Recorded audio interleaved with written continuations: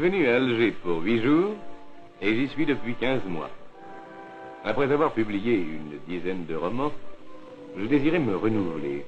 Je voulais un cadre qui fût digne d'un sujet neuf et fort.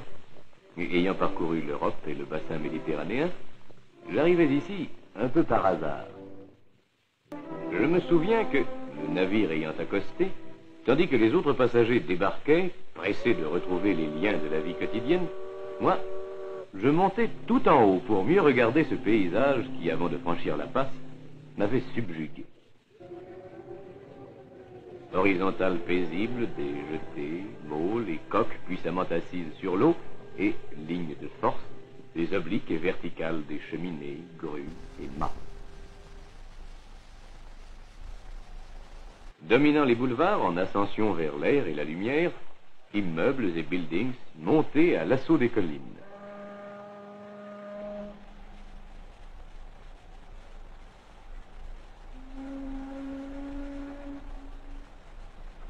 Descendu le dernier, j'écoutais, avant de sortir de la gare maritime, les bruits, sons et rumeurs du port.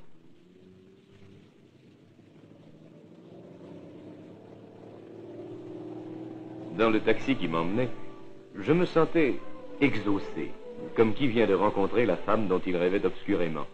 Et je me promettais d'avoir avec Alger des rendez-vous nombreux pour admirer sa beauté et comprendre son âme. Des jours, des semaines, des mois ont passé depuis, car je voulais toujours voir davantage et comprendre mieux Alger.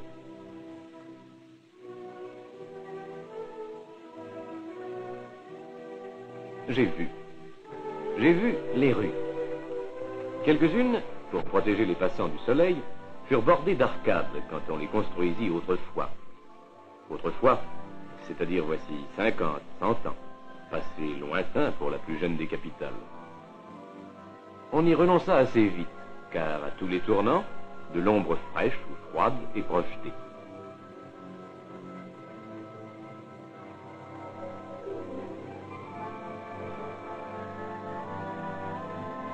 Une rue d'Alger, après avoir été rectiligne sur 100 mètres ou moins, tourne. Fantaisie, indiscipline des bâtisseurs? Non, nécessité. Car il a fallu suivre les courbes de niveau des anciens ravins, dont certains subsistent en partie, sur lesquels, en 1000 endroits, la cité est bâtie.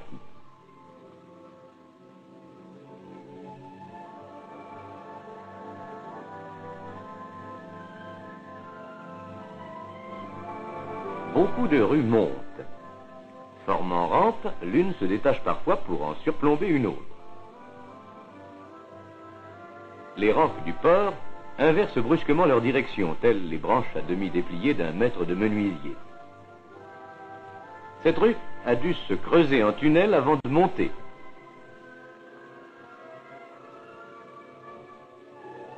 Et, quand on descend cette autre, un coin du port se devine.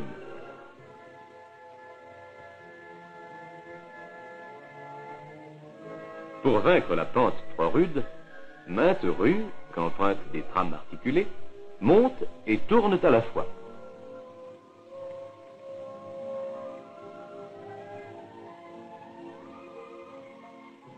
Ils montent et tournent aussi les boulevards modernes qui permettent de sortir commodément de la ville.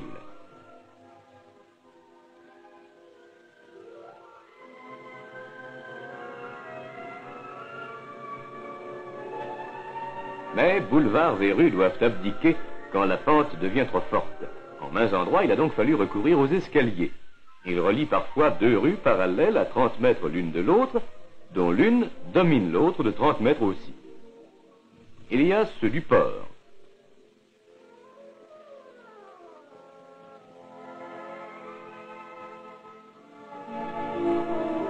Ceux du centre de la ville.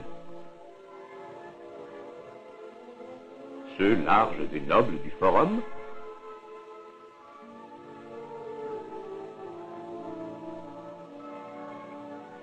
Et ceux de l'université. Ces escaliers et ces rues obliques coupent de grandes voies qui, suivant à peu près la ligne du rivage, s'étendent sur la dizaine de kilomètres où se déploie Alger.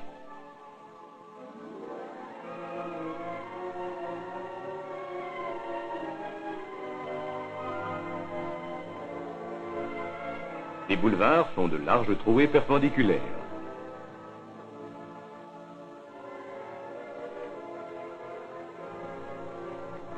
Ils vont des collines vers la mer et offrent, avec de verdoyants jardins, des échappées vers la baie.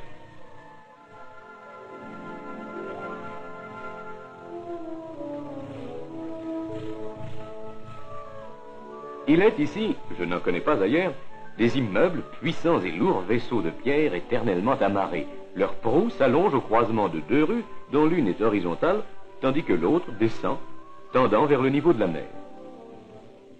Aussi, quand j'habitais cet immeuble, étais-je au 5e étage quand je regardais l'université et les collines,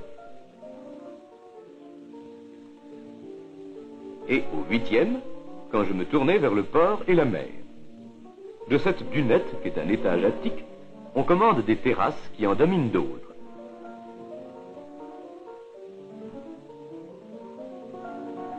Le soleil pleut sur elles, il les inonde et elles débordent de lumière.